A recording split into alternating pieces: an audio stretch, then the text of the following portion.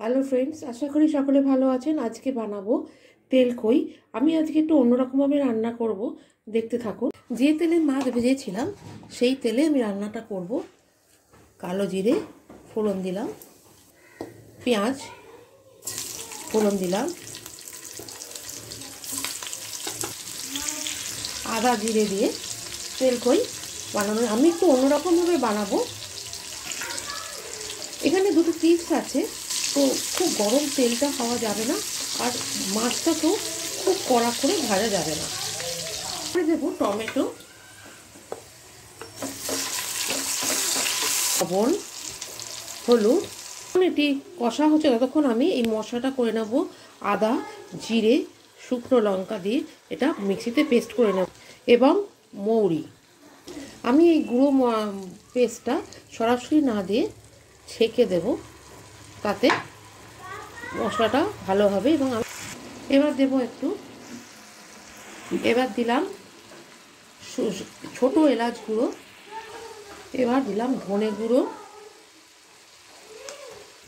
মশলাটা ততক্ষণ কষা হবে যতক্ষণ তেল না বেরিয়ে আসবে। দেখুন চারপাশ দিয়ে দেখুন কীভাবে তেল বেরিয়ে এসছে, তার মানে মশলাটি কষা কমপ্লিট।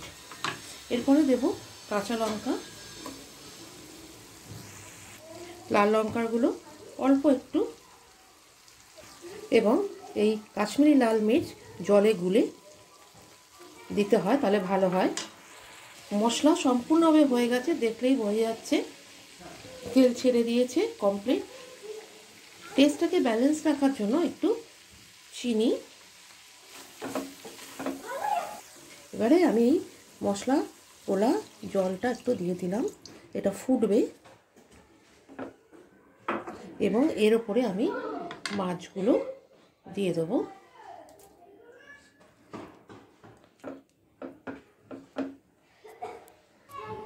এইভাবে বানালে দেখবেন একদম অন্যরকম হয়।